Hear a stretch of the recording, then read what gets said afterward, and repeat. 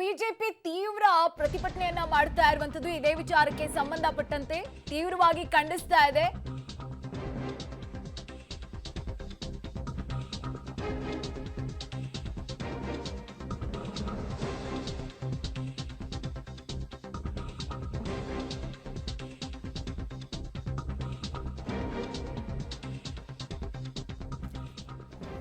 ನಾಳೆ ರಾಜ್ಯಪಾಲರಿಗೆ ದೂರನ್ನ ಕೊಡೋದಕ್ಕೆ ಈಗ ಬಿಜೆಪಿ ತೀರ್ಮಾನವನ್ನ ಮಾಡ್ತಾ ಇರುವಂತದ್ದು. ಬಿಜೆಪಿ ಈಗ ತೀವ್ರ ಖಂಡಿಸ್ತಾ ಇರುವಂತದ್ದು. ಕಿಡಿಗೇಡಿ ಬಂಧನ ಆಗ್ಲೇಬೇಕು ಅಂತ ಆಗ್ರಹಿಸ್ತಾ ಇದೆ. ಜೊತೆಗೆ ವಿಧಾನಸೌಧ ಪೊಲೀಸ್ ಠಾಣೆ ಮುಂದೆ ಬಿಜೆಪಿ ಅವರು ಪ್ರತಿಭಟನೆಯನ್ನ ಮಾಡ್ತಾ ಇರುವಂತದ್ದು.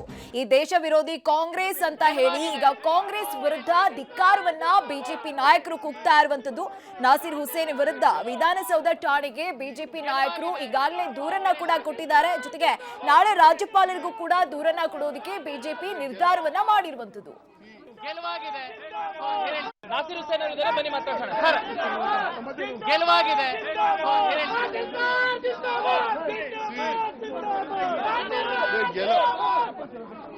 ಗೆಲುವಾಗಿದೆ,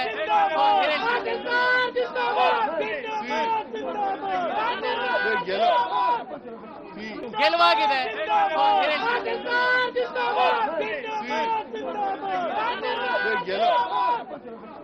ಗೆಲುವಾಗಿದೆ.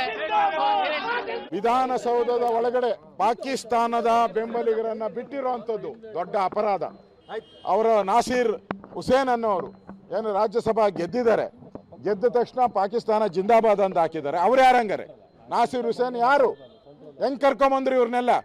ವಿಧಾನಸೌಧದೊಳಗಡೆ ಪಾಕಿಸ್ತಾನ ಜಿಂದಾಬಾದ್ ಆಗ್ತಾರೆ ಅಂದ್ರೆ ವಿಧಾನಸೌಧದ ಮೇಲೆ ಬಾವುಟನೂ ಆರ್ಸಕ್ಕೆ ಇವ್ರು ಇಂಜರಿ ಅಂತದಲ್ಲ. ಅವ್ರು ಕೂಗಿದ ಮೇಲೆ ಅವ್ರು ಬಂಧಿಸಬೇಕಾಗಿತ್ತಲ್ಲ. ಎಲ್ಲಿ ಬಂಧಿಸಿದ್ದಾರೆ? ಅವ್ರನ್ನ ಬಿಟ್ಬಿಟ್ಟಿದ್ದಾರೆ, ಹೋಗಿ ಅಂತ ಹೇಳಿ ಅವರೇ ಕಳಿಸಿದಂಗೆ ಕಾಣಿಸ್ತದೆ.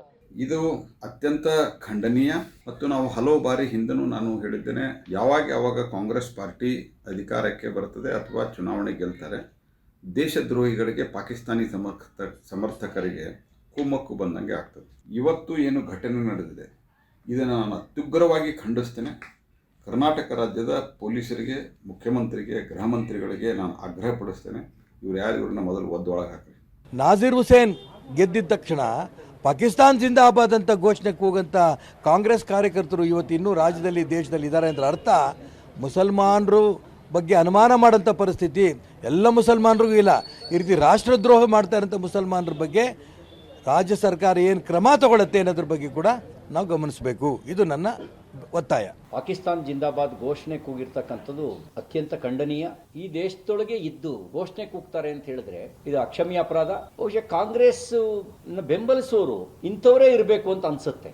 ಅತಿಯಾದ ಓಲೈಕೆಯ ಪರಿಣಾಮ ಗೆಲುವನ್ನು ಸಂಭ್ರಮಿಸೋದ್ರು ಪಾಕಿಸ್ತಾನ್ ಜಿಂದಾಬಾದ್ ಘೋಷಣೆ ಜೊತೆಗೆ ಸಂಭ್ರಮಿಸುವಂತ ಸ್ಥಿತಿಗೆ ಅವ್ರು ಬಂದ್ಬಿಟ್ಟಿದ್ದಾರೆ.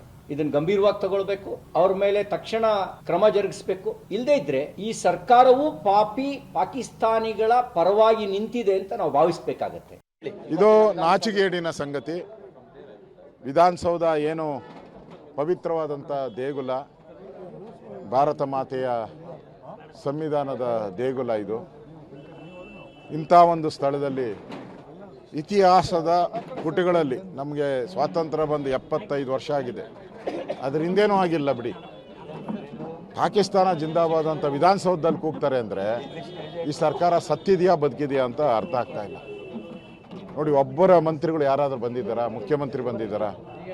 ಅವರೊಂಥರ ಪಾಕಿಸ್ತಾನ ಜಿಂದಾಬಾದ್ ಕೂಗ್ತಾರೆ ಅಂದರೆ ಅವ್ರು ಭಯೋತ್ಪಾದಕರು, 100% ಭಯೋತ್ಪಾದಕರೇ ಅವರು, ಪ್ರಶ್ನೆನೇ ಇಲ್ಲ. ಅಂಥ ಭಯೋತ್ಪಾದಕರು ಇಲ್ಲಿ ಬಂದಿದ್ದಾರೆ ಅಂದರೆ ಸರ್ಕಾರ ಏನು ಮಾಡ್ತಾ ಇಲ್ಲ ಅಂದರೆ ಏನು, ಯಾರು ಚಿತಾವಣಿ ಇದು? ಬಂದ ಮೇಲೆ ಅವ್ರು ಹಂಗೆ ಎಸ್ಕೇಪ್ ಆಗಿ ಹೋಗಿದ್ದಾರೆ. ಅವ್ರನ್ನ ಎಲ್ಲ ಬಿಡಿಸಿ ಕಳಿಸ್ಬಿಟ್ಟಿದ್ದಾರೆ. ಪೊಲೀಸವ್ರಿಗೆ ತಳ್ಳಿಬಿಟ್ಟು ಮಾಧ್ಯಮದವ್ರನ್ನೆಲ್ಲ ತಳ್ಳಿ ಬಿಡಿಸಿ ಕಳಿಸ್ಬಿಟ್ಟಿದ್ದಾರೆ. ಅಂದರೆ ಯಾರ್ದು ಇದಕ್ಕೆ? ಘಟನೆ ನಡೆದು 2-3 ಗಂಟೆಗಳಾಯಿತು.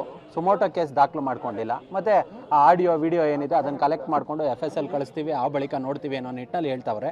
ಇವತ್ತು ತಾವು ದೂರನ್ನ ಕೊಟ್ಟಿದ್ದೀರಿ, FIR ಮಾಡ್ತಾರಂತ. ಅವ್ರಿಗೆ ಮಾಧ್ಯಮದ ಮೇಲೆ ನಂಬಿಕೆ ಇಲ್ಲ, ಕಾಂಗ್ರೆಸ್ ಅವ್ರಿಗೆ ಮಾಧ್ಯಮದ ಮೇಲೆ ನಂಬಿಕೆ ಇಲ್ಲ. ಅದಕ್ಕೆ FSL ರಿಪೋರ್ಟ್ ಬೇಕು, ದಾಖಲೆಗಳು ಬೇಕು, ಅದೆಲ್ಲ ನೋಡ್ತಾ ಇದ್ದಾರೆ.